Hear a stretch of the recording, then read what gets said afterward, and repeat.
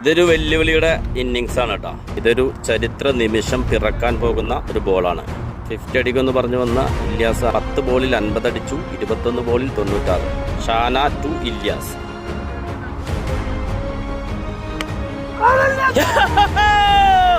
കാണുക ചരിത്രം പിറന്ന നിമിഷം.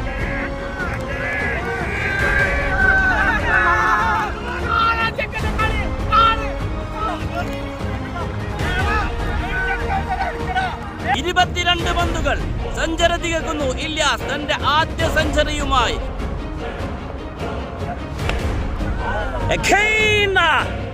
നേരിട്ടത് 23 പന്തുകൾ, നേടിയത് 108 റൺസ്.